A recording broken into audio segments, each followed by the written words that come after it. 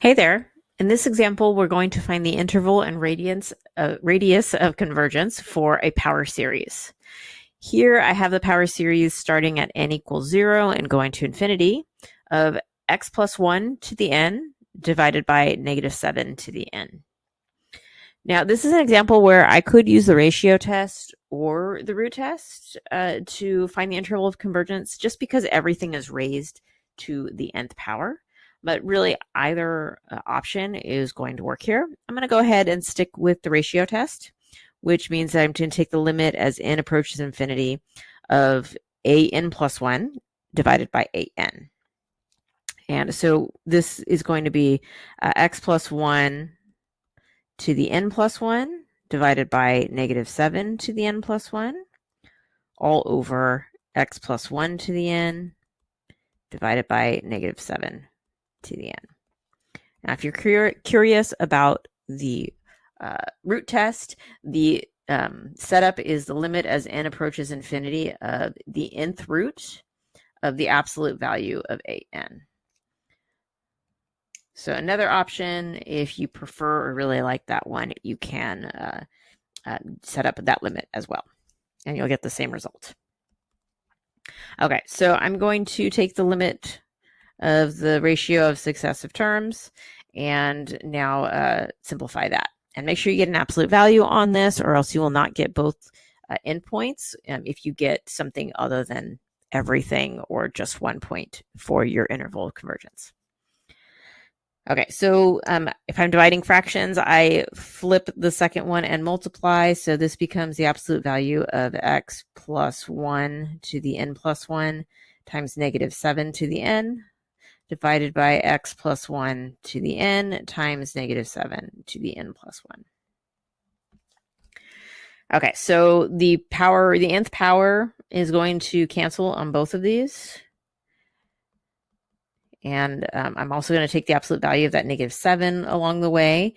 And so I'm going to get x plus 1 in the top, and that could be negative. So I'm going to keep the absolute value on the x plus 1.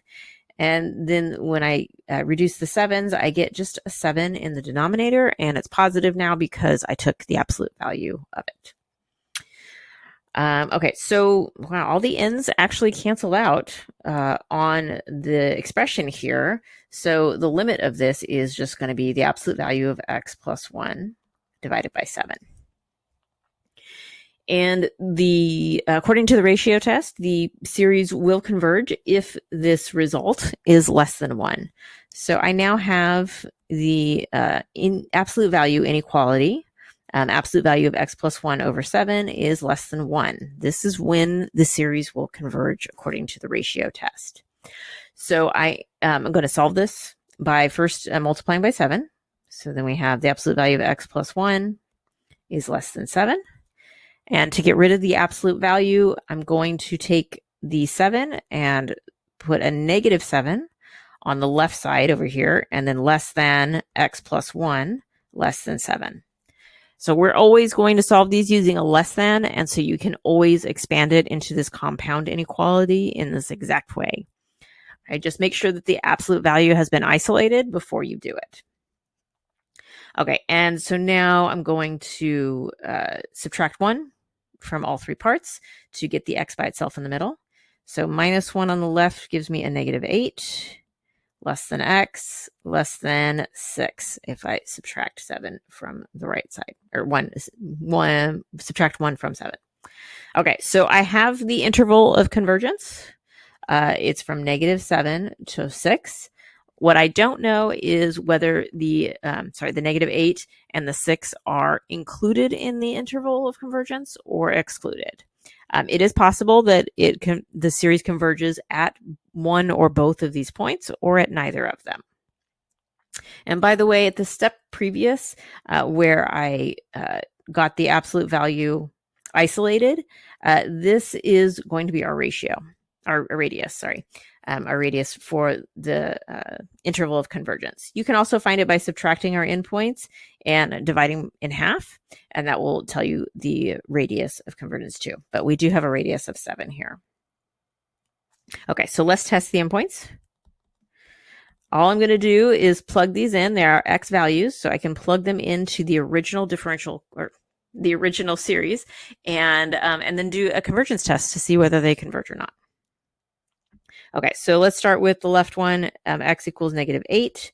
If I substitute that into the given series, we get the series from n equals 0 to infinity of -8 plus 1 to the n over -7 to the n. And so that becomes -7 to the n over -7 to the n. So this is just a series from n equals 0 to infinity of 1. And I'm always looking for the simplest and quickest convergence test for this. You may have to flip back to some Calculus 2 notes to find an appropriate convergence test, but a great one to try out is the divergence test, which says that if the limit of the nth term of a series is not equal to 0, then the series has to diverge. This is a prerequisite to be convergent, is the limit has to equal 0. It doesn't mean that it definitely will, but if it doesn't equal 0, then it definitely does not converge. Well, the limit as n approaches infinity of 1 is 1, which is not 0. So this series diverges by the divergence test. Okay, so since it diverges, it's not part of my interval of convergence. Okay, so I know that one's going to be excluded. Let's check at x equals 6 and see what happens there. So if I substitute in 6 plus 1 to the n over -7 to the n, well, that one is going to simplify to 7 to the n over -7 to the n, which I can rewrite that -7 to the n at the bottom as a -1 to the n times a 7 to the n. And so I end up with 1 over -1 to the n, or more simply, just -1 to the nth power as what the series simplifies to. And it turns out I can use a divergence test for this one as well, because the limit of this is not going to equal 0 either. If I take the limit of -1 to the nth power, well, this is a series that is just going to oscillate back and forth between 1 and -1, depending on the power, which means this limit does not approach any particular value. It does not exist. And well, if it doesn't exist, it doesn't equal 0. So this one also diverges by the divergence test. So neither endpoint is convergent, and neither endpoint would be included in the interval of convergence.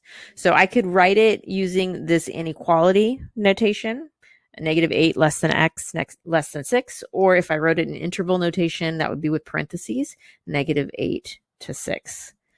And then, of course, we said the radius was 7, which you can also find by subtracting and dividing by 2 here.